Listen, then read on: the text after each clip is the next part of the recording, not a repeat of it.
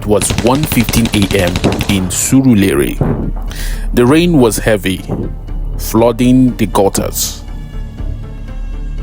But inside an abandoned warehouse, Eze and his crew were plotting. The target, a bullion van carrying 85 million naira from Ikeja to a private bank. Eze was not just any street thief. He was smart, patient, and cold when he needed to be. But there was one person who made him hesitate. Lara, the bank receptionist he met 3 months ago. She thought he was a small-scale importer. 2 days before the heist, Eze sat in Lara's small apartment. The smell of egusi soup filled the room. She served him and smiled, unaware of the blood on his hands from past jobs. "You have been quiet lately. What's wrong, Eze?" "Just business pressure, my love. But soon, we will be free." He wanted her out of Lagos after the job, away from the streets that made him a criminal. The plan was flawless. Rain would hide their movements. A fake accident would block the bullion van. In less than 4 minutes, they would be gone. At 3:05 a.m., it happened.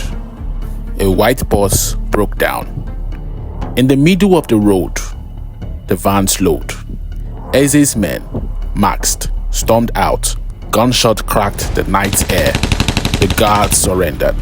They loaded the cash into their SUV.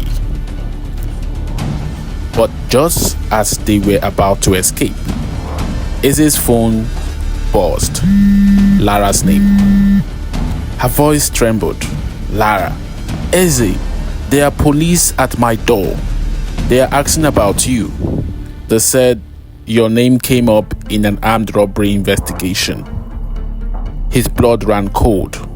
No one was supposed to connect him to the job.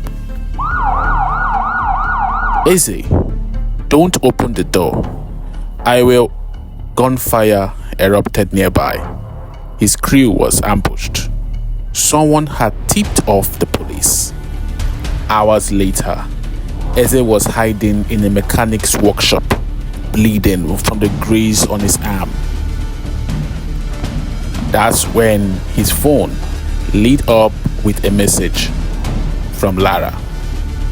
It was a photo of her and Chuka, his second in command, kissing.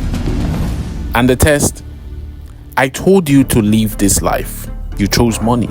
I chose freedom." It hit harder than the bullet. She had given the police the route. Chuka got the deal: immunity for him, arrest for Eze. But Lara had been the bait. Eze was caught the next morning. As they laid him to the police truck, he smiled bitterly. Eze said, "Na love make me weak, but greed finish me." Here is the moral of the story. Life is full of choices, and every choice opens a door, but not all doors lead to where we want to go. Eze thought love could be built on lies. He thought he could protect Lara from the truth, while still living in the shadows. But lies are like cracks in a wall. No matter how well you paint over them, one day the rain will come and wash the truth bare. In the streets, trust is currency, and once it's spent, you can never earn it back. Eze placed his trust in 2 people: the woman he loved and the friend he would have died for. But here's the thing about trust: it is strongest in daylight and weakest in the dark. When temptation comes, many will trade your trust for their safety. Love, real love, will never ask you to destroy yourself for others. Lara claimed she wanted a better life, but she couldn't build it with a man whose hands were stained. She didn't just walk away. She made sure he couldn't walk free. Maybe in her mind, it was survival. But in Eze's world, it was betrayal. Pure and simple. Greed is another poison. It blinds you to warning signs. Eze saw little signs. The way Chuka avoided his eyes when he spoke about the job. The sudden questions Lara asked about his import business. The strange car parked near her street. But greed told him, just one more job, just his last one, and you will be free. The truth is, greed never stops. There is always one more deal, one more risk, one more lie. And by the time you realize you have gone too far, you're already standing on the edge.